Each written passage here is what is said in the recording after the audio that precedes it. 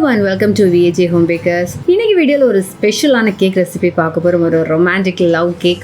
அதாவது உன் சமையலறை மூவியில் ஒரு கேக் செய்வாங்கல்ல, போருக்கு போன ஹஸ்பண்டுக்காக ஜுவான்ஸ் வந்து 3 days 3 ஃப்ளேவர்ஸில் கேக் செஞ்சு வெயிட் பண்ணியிருக்கிற அந்த ஒரு ஸ்டோரி சொல்லுவாங்கல்ல. ஸோ அந்த கேக் தான் என் ஹஸ்பண்டோட பர்த்டேக்காக நான் செய்திருந்தேன். ஆக்சுவலி அந்த மூவியில் வந்து ஒரு வேர்ஷன் ஆஃப் ரெசிபி, ஆக்சுவலி அது டீட்டெயிலாக எதுவும் சொல்லியிருக்க மாட்டாங்க, ஜஸ்ட்டு இந்த மாதிரி கேக்ஸ் அப்படிங்கிற மாதிரி கொடுத்துருப்பாங்க. ஸோ நான் வந்து அந்த கேக்கு என்னோட ஓன் ரெசிபியில் வந்து நான் செய்திருக்கிறேன். பட் செம்ம டேஸ்ட். நான் எதிர்பார்க்கவே இல்லை. 3 ஃப்ளேவர்ஸை மிக்ஸ் பண்ணி சாப்பிடும்போது எப்படி இருக்குமோ அப்படிங்கிற ஒரு டவுட் இருந்துச்சு. பட் செம்மையாக இருந்துச்சு. ஸோ இந்த கேக் வந்து நான் எப்படி செய்தேங்கிறத நம்ம டீட்டெயிலாக வீடியோவில் பார்க்கலாம். வீடியோவை ஸ்கிப் பண்ணாமல் பாருங்கள். அது மாதிரி வீடியோ மறக்காமல் லைக் பண்ணுங்கள், கமெண்ட் பண்ணுங்கள். என்னோட வீடியோவை சேனலை சப்ஸ்கிரைப் பண்ணாமல் பார்த்துருக்கீங்கன்னா சப்ஸ்கிரைப் பண்ணி சப்போர்ட் பண்ணுங்கள். வாங்க வீடியோக்குள்ளே போகலாம். அண்ட் இந்த கேக் பார்த்தீங்கன்னா நான் அந்த ஃபில்லிங்ஸ் அது எல்லாமே நான் நேச்சுரலாகவே தான் செய்திருந்தேன். அந்த க்ரஷர்ஸ் எதுவுமே நான் யூஸ் பண்ணலை. அந்த ஒரிஜினல் ஃப்ரூட்ஸ் எல்லாம் வச்சு தான் வந்து அந்த ஃபில்லிங்ஸ் எல்லாமே நான் கொடுத்துருந்தேன். ஸோ அதெல்லாமே நான் எப்படி செய்தேன் அப்படிங்கிறத நான் ஃபர்ஸ்ட் நான் சொல்கிறேன். ஸோ இந்த கேக்குக்கு இந்த ஃபில்லிங்ஸ் இது எல்லாமே வந்து நான் 1 kg மெஷர்மெண்ட்டுக்கு தான் நான் பண்ணியிருக்கேன். ஒரு அப்ராக்சிமேட் மெஷர்மெண்ட்டில் நான் செய்தது ஃபர்ஸ்ட் டைம் நான் செய்கிறேன்.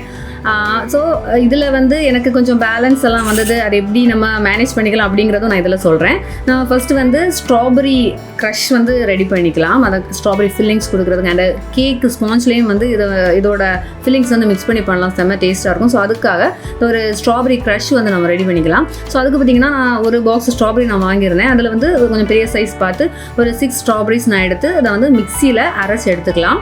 ஸோ இந்த ஸ்ட்ராபெரிஸ் எல்லாமே நல்லா வாஷ் பண்ணிவிட்டு நம்ம அரைச்சி எடுக்கணும். ஸோ இதில் வந்து ஒரு 1/2 கப் அளவுக்கு வாட்டர் வந்து ஆட் பண்ணிக்கலாம். ஸோ இதை வந்து நல்லா மிக்ஸ் பண்ணிவிட்டு நம்ம வடிகட்டி எடுத்துக்கணும். ஏன்னா அந்த ஸ்ட்ராபெரிஸில் வந்து குட்டி குட்டி சீடெல்லாம் இருக்கும் பார்த்தீங்களா, அதோட மேலே அந்த சீடு எல்லாத்தையுமே நம்ம ரிமூவ் பண்ணி எடுக்கணும். அதுக்காக தான். ஸோ ஃபில்ட்ரு பண்ணுற அந்த சீவ் பார்த்திங்கன்னா ரொம்ப நெருக்கமாக இருக்கிற மாதிரி இருக்கணும். ரொம்ப பெரிய சீவில் எடுக்கக்கூடாது. அப்படின்னா மட்டும் அந்த சீடு வந்து நமக்கு ஃபில்டராகி கிடைக்கும். ஸோ நம்ம அது சீடோடு எடுத்தால் என்ன ஸ்ட்ராபெரி தானே அப்படின்னு கேட்டிங்கன்னா ஆக்சுவலி சாப்பிடும்போது கொஞ்சம் டிஃப்ரெண்ட்டாக ஃபீல் ஆகும். அதனால தான் வந்து அதை ஃபில்டர் பண்ணி எடுக்கிறது. ஸோ வரைக்கும் இந்த மாதிரி நமக்கு அந்த சீடு எல்லாமே செப்பரேட்டாகி கிடைக்கும். ஸ்ட்ராபெரி பியூரி ரெடி ஆகிடுச்சு. நம்ம வந்து ஆரஞ்சு வந்து ரெடி பண்ணிக்கலாம். ஸோ ஆரஞ்சு பார்த்தீங்கன்னா 2 பிக் சைஸும் 1 ஸ்மால் சைஸ் அப்படி 3 ஆரஞ்சு வந்து எடுத்துருக்கிறேன். இப்போ 3 பெருசுனாலும் ஓகே தான். நம்ம எக்ஸ்ட்ரா இருந்துச்சுனாலும் சாப்பிடலாம். நல்லா டேஸ்ட்டாக இருக்கும் அந்த இதை நம்ம ப்ரிப்பேர் பண்ணி வைக்கிறது. ஸோ இந்த ஆரஞ்சு ஜூஸும் வந்து நம்ம எடுத்துக்க போகிறோம். ஆரஞ்சு ஜூஸ் வந்து நம்ம மிக்சியில் எதுவுமே போட்டு அடிக்க வேண்டாம்.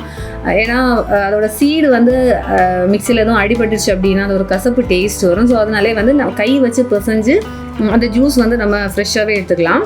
ஸோ இதையும் பார்த்தீங்கன்னா நம்ம நல்ல ஒரு சீவில் வச்சு ஃபில்ட்ரு பண்ணி எடுக்கலாம். ஏன்னா அந்த பல்ப்பெல்லாம் இருக்கும் பார்த்தீங்களா, அதேமாரி சீடு இருக்கும். ஸோ அதனால் அது எல்லாத்தையுமே வந்து நம்ம ஃபில்ட்ரு பண்ணி எடுக்கலாம்.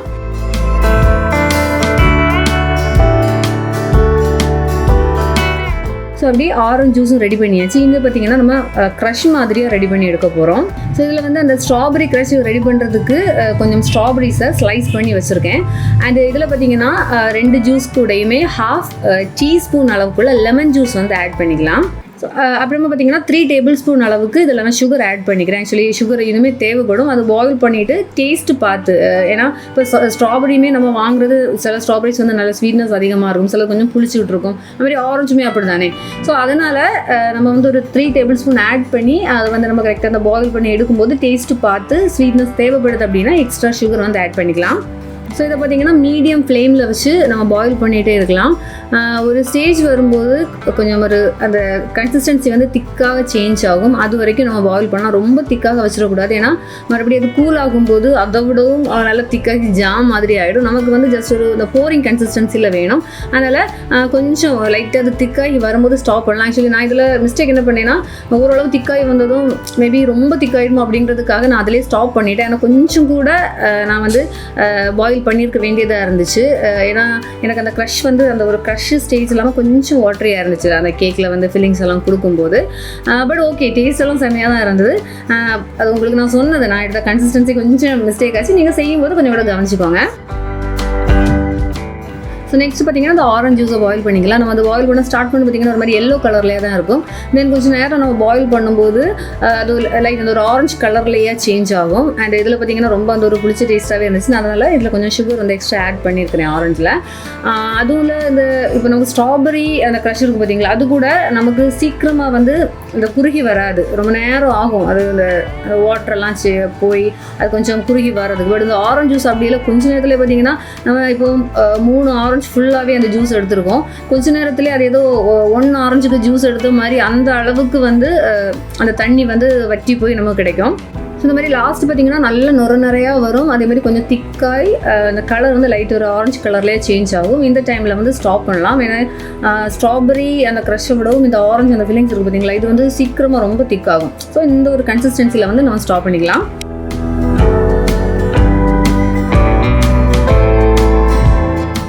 ஸோ இந்த ஆரஞ்சு க்ரஷ் எடுக்கிற அந்த கன்சிஸ்டன்சி பார்த்தீங்களா, ஜஸ்ட் இந்த போர் ஆகி வருதுல்ல, இந்த ஒரு போரிங் கன்சிஸ்டன்சியில் தான் இருக்குது. பட் இது கம்ப்ளீட்டாக அந்த கூல் ஆனதுக்கு அப்புறமா பார்த்தீங்கன்னா நல்ல ஜாம் மாதிரியே தான் நமக்கு சேஞ்ச் ஆகி கிடைக்கும். நான் ஆக்சுவலி இது ஒன்று வீடியோவில் காமிக்க மிஸ் ஆயிடுச்சு. அதாவது இந்த ஆரஞ்சும் சுகரும் கொஞ்சம் லைட்டாக பாயில் பண்ணதுக்கு அப்புறமா கொஞ்சம் நான் செப்பரேட்டாக எடுத்துட்டேன். அந்த லைட்டு ஜூஸ் எதுக்காகனா ஸ்பாஞ்ச் வந்து சோக் பண்ணுறதுக்கு, சுகர் சிரப் இல்லாமல் அந்த ஆரஞ்சு ஜூஸ் வச்சு அந்த ஆரஞ்சு லேயர் வந்து சோக் பண்ணும்போது அது ஒரு டிஃப்ரெண்ட் டேஸ்ட் கொடுக்கும். நான் அதுக்காக கொஞ்சம் ஆரஞ்சு ஜூஸ் வந்து செப்பரேட்டாக எடுத்து வச்சுக்கிறேன். அதே மாதிரி பார்த்தீங்கன்னா ஸ்ட்ராபெரியோடதும் நான் கொஞ்சம் தனியாக எடுத்தேன். லைட்டாக கொஞ்சம் அது ஹீட் ஆகி லைட்டாக பாயில் ஆனதும் அதை வந்து செப்பரேட்டாக எடுத்துருக்கிறேன். அப்புறமா பார்த்தீங்கன்னா அந்த பிஸ்தா லேயருக்கு நம்ம கொடுக்குறதுக்கு நான் வந்து அந்த கைப்பிடி அளவுக்கு கொஞ்சம் பிஸ்தா எடுத்துருக்கிறேன். அதை வந்து ரொம்ப பவுடராக இல்லை, பார்த்தீங்களா இந்த ஒரு ஸ்டேஜுக்கு வந்து அதை நம்ம பொடிச்சு எடுத்துக்கலாம். எனக்கு வந்து இந்த கேக் ஸ்பாஞ்ச் செய்கிறது வந்து அந்த ரெசிபி வீடியோ எனக்கு அந்த ப்ராப்பராக ரெக்கார்ட் பண்ண முடியலை. என்னென்னா ஆக்சுவலி இந்த கேக் செய்கிறது வந்து ஹஸ்பண்டுக்கு வந்து சர்ப்ரைஸாக கொடுக்குறதுக்காக நான் வந்து ரெடி பண்ணியிருந்தேன். ஸோ ஆஃப்டர்நூன் அவங்க வந்து டியூட்டிக்கு போனதுக்கு அப்புறமா தான் நான் இது வந்து செய்ய ஸ்டார்ட் பண்ணேன். ஸோ அதுக்கப்புறமா தான் ஃப்ரூட்ஸ் எல்லாம் வாங்கிட்டு வந்து ஒவ்வொன்றா ப்ரிப்பேர் பண்ண ஸ்டார்ட் பண்ணேன். ஸோ இந்த பர்ச்சேசிங் எல்லாம் முடிச்சதுக்கப்புறமா நைட்டு தான் அந்த கேக் செய்ய ஸ்டார்ட் பண்ணியிருந்தேன். ஸோ நான் கரெக்டாக ஸ்டார்ட் பண்ணுற டைம் பார்த்து எனக்கு வேறையும் ஒரு 1 kg கேக்கோட ஆர்டர் வந்துச்சு. ஸோ நான் என்ன பண்ணேன், எனக்கு ரெண்டுமே தனித்தனியாக செய்கிறதுக்குள்ள டைம் இல்லை. ஏன்னா அதுக்கப்புறம் டெக்கரேஷன் ஒர்க்கெல்லாம் இருக்குது, எல்லாம் பார்த்துக்கணுமா. ஸோ அவங்க வரதுக்கு முன்னால், டியூட்டி போயிட்டு வரதுக்கு முன்னாடி எல்லாமே முடிக்கணும் அப்படிங்கிறதுக்காக நான் என்ன பண்ணிட்டேன், 2 கேக்குக்கும் உள்ளது, அதாவது இந்த கேக்கு தென் வேறு கஸ்டமர் ஆர்டர் பண்ண அந்த 2 கேக்கும் உள்ள ஸ்பாஞ்ச் வந்து நான் சேர்த்து தான் ப்ரிப்பேர் பண்ணேன். ஸோ அதனால் எனக்கு வந்து அது கரெக்டாக எடுக்க முடியலை. நான் அதை எப்படி ஸ்ப்ளிட் பண்ணேன் இந்த மாதிரி பண்ணிங்கிறத உங்களுக்கு நான் பேலன்ஸில் தான் காமிக்கிறேன். மேபி எனக்கு இந்த கேக்கோட ஆர்டர்ஸ் வேறு ஏதாச்சும் கிடச்சிதுன்னா நான் அந்த டைமில் உங்களுக்கு டீட்டெயில்டாக அந்த ஃபுல் ரெசிபி வீடியோவோட நான் உங்களுக்கு அப்லோட் பண்ணுறேன்.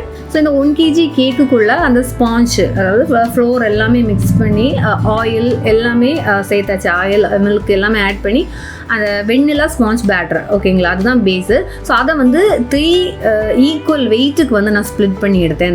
இல்லை இது வந்து நம்ம இப்போ 1.5 kgக்கு செய்கிறதா இருந்துச்சுன்னா சூப்பராக செய்யலாம். அந்த ஒவ்வொரு லேயர் ஸ்பாஞ்சும் வந்து 1/2 kg வெயிட்டுக்கு 2 எக் வச்சு அந்த மாதிரி வந்து சூப்பராக பண்ணலாம். நான் வந்து டோட்டலாக இப்போ என்ன வீட்டில் மட்டும்தானே நமக்கு கட் பண்ணுறோம் அப்படிங்கிறதுக்காக 1 kg வெயிட்டுக்கு செய்துட்டு அந்த டோட்டல் ஸ்பாஞ்சையும் 3 ஸ்ப்ளிட் பண்ணிவிட்டு அந்த ஒவ்வொரு ஃப்ளேவரும் வந்து தனித்தனியாக நான் கொடுத்துருக்கேன்.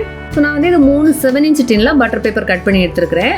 ஸோ என்கிட்ட வந்து அந்த 1 டைம் 3 லேயருமே தனித்தனியாக பேக் பண்ண முடியும் அப்படிங்கிறதுனால தான் நான் இந்த மெத்தட் சூஸ் பண்ணேன். அப்படி இல்லைன்னா ஆல்ரெடி சொன்னது மாதிரி 3 டைம்ஸாக வந்து பேக் பண்ணிக்கலாம் 2 எக் வச்சு, அதாவது 1/2 kg 1/2 kg அந்த 1.5 kgக்கு வந்து ஒவ்வொரு லேயரும் 1/2 kg வெயிட் வச்சு அந்த மாதிரி வேணால் செய்துக்கலாம். அதுக்கு வந்து 8" ஓகே 8" டின்ல வந்து யூஸ் பண்ணிக்கோங்க. நான் ஸ்ட்ராபெரி ஸ்பாஞ்ச் லேயர் செய்ய போகிறேன். அதுக்கு பார்த்தீங்கன்னா ஸ்ட்ராபெரி மிக்ஸ் வந்து ஒரு 2 drops எடுத்துருக்கிறேன். அதுக்கப்புறமா நம்ம வந்து க்ரஷ் வந்து ப்ரிப்பேர் பண்ணி வச்சோம்ல, அந்த ஃப்ரெஷ் ஃப்ரூட்டில் வந்து செய்து வச்சோம்ல, அதில் வந்து 2 tablespoon அளவுக்கு அந்த ஃபில்லிங்ஸ் வந்து நான் இதுக்கு கூட வந்து ஆட் பண்ணிக்க போகிறேன். ஸோ அதில் வந்து அந்த ஃபுல் ஸ்ட்ராபெரி இல்லாமல் ஜஸ்ட் அந்த லிக்யூட் போர்ஷன் மட்டும் இதில் வந்து 2 tablespoon அளவுக்கு ஆட் பண்ணியிருக்கிறேன். அப்புறமா கொஞ்சம் அந்த கலருக்காக வந்து பிங்க் கலர் ஆட் பண்ணியிருக்கிறேன். நான் என்கிட்ட வந்து இந்த பசூக்கா பிங்க் கலர் இருந்துச்சு. ஸோ பிங்க் கலர் வந்து ஆட் பண்ணிவிட்டு அதையும் சேர்த்து வந்து நான் மிக்ஸ் பண்ணியிருக்கிறேன். நான் ஃபஸ்ட்டு வந்து அந்த ஸ்ட்ராபெரி மிக்ஸும் தென் அந்த ஸ்ட்ராபெரி க்ரஷ் ஃபில்லிங்ஸும் அதெல்லாம் சேர்த்து மிக்ஸ் பண்ணி பார்த்தபோது கலர் போதாதது மாதிரி இருந்துச்சுன்னா அதனால தான் அதுக்கு பிறகு கொஞ்சம் வந்து பிங்க் கலர் ஆட் பண்ணி எடுத்திருக்கேன்.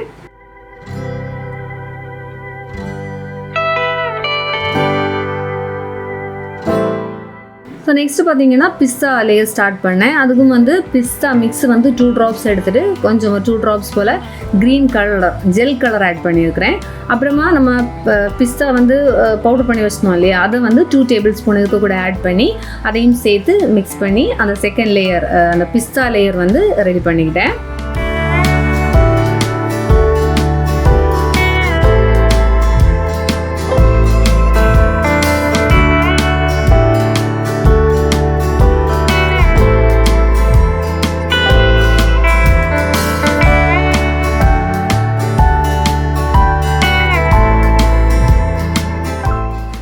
பார்த்தீங்கன்னா ஆரஞ்ச் லேயர், அதுக்கும் பார்த்தீங்கன்னா ஜெல் கலரில் 2 drops ஆரஞ்ச் கலர் எடுத்துகிட்டு, ஃபுட் கலர் எடுத்துகிட்டு அதில் 2 tablespoon அளவுக்கு அந்த நம்ம ப்ரிப்பேர் பண்ணி வச்சுருந்தோம் பார்த்தீங்களா, அந்த ஆரஞ்ச் க்ரஷ் வந்து ஆட் பண்ணியிருக்கிறேன். இதையும் ஆட் பண்ணிவிட்டு அந்த பேட்டர் நல்லா மிக்ஸ் பண்ணி அந்த 7 inch டின்லையாக நான் விட்டு எடுத்துருக்கிறேன்.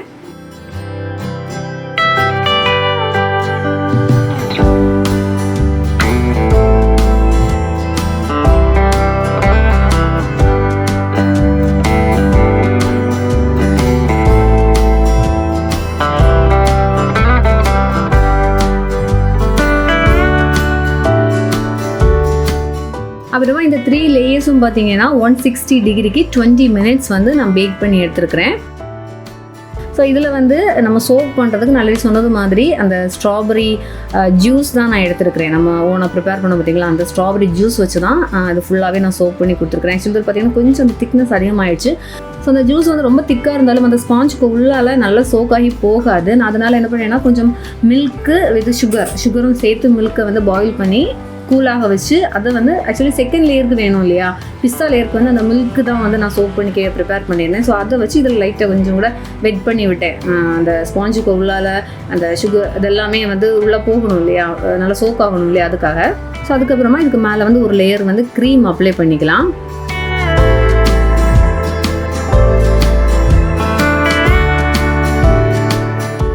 ஸோ அடுத்தது பார்த்திங்கன்னா நம்ம ரெடி பண்ணி வச்சுருக்கிற அந்த ஸ்ட்ராபெரி க்ரஷ் வந்து இதில் ஃபில் பண்ணணும்.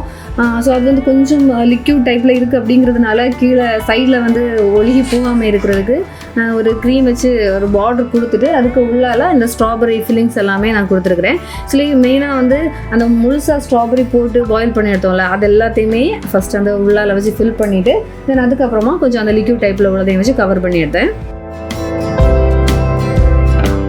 அப்புறமா செகண்ட் பார்த்தீங்கன்னா அந்த பிஸ்தா லேயர் எடுத்து வச்சாச்சு. ஸோ அதில் வந்து நான் ஏற்கனவே சொன்னது மாதிரி மில்க் வித் சுகர் அதை பாயில் பண்ணி அதை தான் வந்து நான் சோக் பண்ணியிருக்கிறேன்.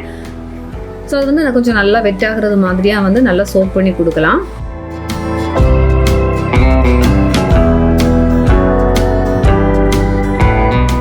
அப்புறமா இதுலேயும் பார்த்தீங்கன்னா ஒரு க்ரீம் லேயர் அப்ளை பண்ணலாம். ஸோ க்ரீம் வந்து ரொம்ப அதிகமாகலாம் கொடுக்க வேண்டாம், தேவைக்கு ஒரு மீடியம் திக்னஸுக்கு வந்து அப்ளை பண்ணால் போதும். ஸோ இதுக்கு மேலே பார்த்தீங்கன்னா நம்ம அந்த பவுடர் பண்ணி வச்சுருந்தோம் இல்லையா பிஸ்தா, ஸோ அது பேலன்ஸ் அவ்வளோத்தையுமே இதுக்கு மேலே அந்த ஃபில்லிங்ஸாகவே நம்ம கொடுத்துக்கலாம். அதாவது நம்ம இதில் 2 tablespoon வந்து கேக் ஸ்பாஞ்சில் ஆட் பண்ணியிருக்கிறோம், பேலன்ஸ் எல்லாமே ஃபில்லிங்ஸில் வந்து ஆட் பண்ணிக்கலாம். ஸோ தேர்ட் பார்த்தீங்கன்னா ஆரஞ்ச் ஸ்பாஞ்ச் லேயர் எடுத்து வச்சிடலாம். இதில் வந்து ஆரஞ்சு ஜூஸ் வச்சு நல்லா சோக் பண்ணிக்கலாம். இந்த லேயர் சோக் பண்ணுறது பார்த்தீங்கன்னா ஆல்ரெடி ஆரஞ்ச் ஜூஸ் வந்து தனியாக எடுத்து வச்சுருந்தேன். பட் அது கொஞ்சம் திக்கான மாதிரி இருந்துச்சு, அதனால் அதுக்கு கூட கொஞ்சம் மில்க்கும் சேர்த்து அந்த சிரப்பை வந்து கொஞ்சம் லிக்யூட் ஸ்டேஜுக்கு கொண்டு வந்து அதை வச்சு தான் இந்த ஆரஞ்ச் லேயர் வந்து ஃபுல்லாகவே நான் சோக் பண்ணியிருக்கேன். ஸோ இதுக்கு மேலேயும் பார்த்தீங்கன்னா ஒரு லேயர் க்ரீம் வந்து நான் அப்ளை பண்ணியிருக்கிறேன். ஏன்னா நம்ம ஸ்ட்ராபெரி ஃபில்லிங்ஸ் கொடுத்துருக்கோம், தென் பிஸ்தா ஃபில்லிங்ஸ் கொடுத்துருக்கோம். ஸோ கொஞ்சம் வந்து ஆரஞ்சோட ஃபில்லிங்ஸும் கொடுக்குறதுக்காக கொஞ்சமாக நான் வந்து இதில் க்ரீம் அப்ளை பண்ணியிருக்கேன். பண்ணிவிட்டு நமக்கு பேலன்ஸ் வந்து இப்போ 2 tablespoon வந்து அந்த ஸ்பாஞ்சில் ஆட் பண்ணதுக்கு அப்புறமா ஒரு 1 tablespoon அளவுக்குள்ளது கொஞ்சம் பேலன்ஸ் இருக்குது. ஸோ அதை வந்து இந்த தேர்டு லேயர் அந்த க்ரீமுக்கு மேலே அப்ளை பண்ணிவிட்டு அதை கொஞ்சம் அந்த க்ரீம்லேயே மிக்ஸ் ஆகுறது மாதிரியாக நான் அதை மிக்ஸ் பண்ணி கொடுத்து எடுத்துக்கிட்டேன்.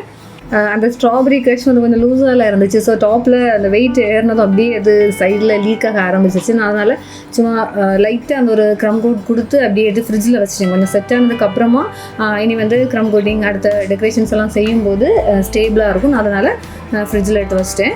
ஸோ 1 hour போல் ஃப்ரிட்ஜில் வச்சுருந்தேன். அதுக்கப்புறமா எடுத்து நான் அந்த சைடில் க்ரம் கோட்டிங் தான் நான் கொடுத்துக்க போகிறேன். ஃபுல் ஐசிங் எதுவுமே பண்ணல. அதேமாதிரி டாப்லேயும் லைட்டாக ஒரு லேயருக்கு ரொம்ப தின்னாக ஒரு லேயர் வந்து நான் க்ரீம் அப்ளை பண்ணியிருக்கேன். ஏன்னா உள்ளே வந்து அந்த ஆரஞ்சு அந்த ஃபில்லிங்ஸ் நம்ம கொடுத்த அந்த ஒரு லேயர் தானே இருக்குது. ஸோ மேலே வந்து நார்மல் ஃப்ரெஷ் க்ரீமில் உள்ள ஒரு லேயர் கொடுத்துருக்கேன்.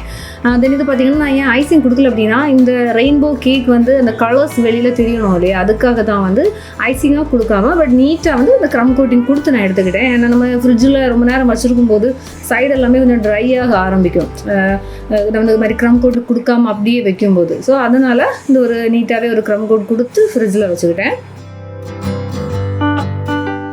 ஸோ அந்த ஜுவான்ஸ் செய்து அந்த கேக்கில் வரது மாதிரியே அந்த டாப்பில் வந்து சாக்லேட் கோட்டிங் நான் கொடுத்து எடுத்துக்கிட்டேன். சாக்லேட் கனாஷே வந்து இந்த மாதிரி லைட்டாக ஒரு தின் லேயருக்கு அப்ளை பண்ணியிருக்கேன். என் ஹஸ்பண்டுக்கு வந்து சாக்லேட் வந்து அவ்வளோ பிடிக்காது. ஸோ அதனால் ரொம்ப லைட்டாக அவங்களுக்கு அந்த ஒரு பிடிச்ச ஒரு ரேஷியோவில், அதாவது அந்த சாக்லேட் ரொம்ப ஹெவியாக இல்லாத மாதிரி ரொம்ப மைல்டாக எடுத்து நான் வந்து அந்த கனாஷே லைட்டாக ட்ரிப்பிங் கொடுத்துருக்கேன். ஆக்சுவலி ஃபுல் கவர் பண்ணி எடுக்கல, அப்படின்னு அந்த சைடில் உள்ள அந்த ரெயின்போ கலர்ஸ் எல்லாம் வந்து வெளியே தெரியாது இல்லையா, அதனால் லைட்டாக அந்த ஒரு கொஞ்சம் அந்த ட்ரிப்பிங் வர்றது மாதிரி நான் வந்து அப்ளை பண்ணி எடுத்துக்கிட்டேன். ஸோ லாஸ்ட்டாக கேக் மேலே ஆரஞ்சு, ஸ்ட்ராபெரி, அப்புறம் அந்த பிஸ்தா வந்து கொஞ்சம் க்ரஷ் பண்ணி அதையும் வச்சு நான் டெக்கரேட் பண்ணி எடுத்துட்டேன். இதில் நம்ம அந்த ஃபில்லிங்ஸ் எல்லாம் எடுத்தோம் பார்த்தீங்களா, கரெக்டாக எனக்கு பிஸ்தா வந்து நான் கேக்கில் ஃபுல்லாகவே நான் கொடுத்துட்டேன். அந்த பவுடர் பண்ணது எல்லாமே கேக்லேயே நான் அப்ளை பண்ணிட்டேன். அதுமாதிரி அது ஆரஞ்சு க்ரஷ் ரெடி பண்ணதுமே இந்த கேக்கு கரெக்டாக இருந்துச்சு. 3 ஆரஞ்சஸ் எடுத்தது. ஆனால் ஸ்ட்ராபெரி மட்டும் கொஞ்சம் பேலன்ஸ் வந்துச்சு. அது இப்போது கொஞ்சம் லிக்யூட் டைப்பில் கொஞ்சம் லூஸாக இருந்ததுனால அது ஒரு ரீசன் சொல்லலாம்.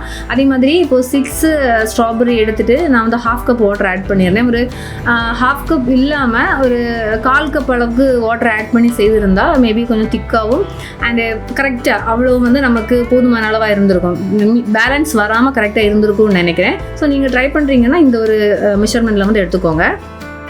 இப்படி ஒரு கேக் நான் ரெடி பண்ணுறதே அவங்களுக்கு தெரியாது. நான் ஏற்கனவே சொன்ன மாதிரி அவங்க ஆஃபீஸ்க்கு வந்து கிளம்புனதுக்கு அப்புறமா தான் நான் இதோட ஒர்க் பர்ச்சேசிங் அப்புறம் செய்கிறதுக்கு எல்லாமே ஸ்டார்ட் பண்ணேன். ஸோ அவங்க வந்து எதிர்பார்க்கவே இல்லை இந்த மாதிரி ஒரு கேக் வந்து நான் செய்து வச்சுருப்பேன் அப்படிங்கிறது. ஸோ இந்த கேக் வந்து பேக்கிங் போட்டுட்டு அந்த பர்த்டே கேக் கட் பண்ணுற அந்த பிளேஸ் வந்து நான் டெக்கரேட் பண்ண ஸ்டார்ட் பண்ணேன். ஸோ பசங்களும் எனக்கு ஹெல்ப் பண்ணாங்க. ஸோ இந்த மாதிரி சிம்பிளாக ஹால்லேயே வந்து நான் டெக்கரேட் பண்ணி வச்சுட்டேன். அப்புறமா அந்த கேக்கில் வந்து இந்த மாதிரியே ஒரு கஸ்டமைஸ்டு டாப்பரும் வச்சு நான் வந்து அவங்களுக்காக கேக்கு வந்து ரெடி பண்ணிட்டேன். ஸோ அவங்க வந்து டியூட்டி போயிட்டு ஏர்லி மார்னிங் 4:30 அந்த டைமுக்கு தான் வீட்டுக்கு வந்தாங்க. கேக்கும் ரெடி பண்ணி இந்த டெக்கரேஷன் ஒர்க் இதெல்லாமே முடிச்சுட்டு படுக்கும்போது 12 o'clock ஆகிடுச்சு. ஸோ அவங்க மார்னிங் டியூட்டி முடிச்சு வந்ததும் கால் பண்ணாங்க, வெளில நிற்கிறேன் டோர் ஓப்பன் பண்ண அப்படின்ட்டு. நான் வேணா பசங்களை சீக்கிரமாக எழுப்பி அவங்களுக்கு அப்படி ஒரு சின்ன ஒரு சர்ப்ரைஸ் மாதிரியே கொடுத்துட்டோம்.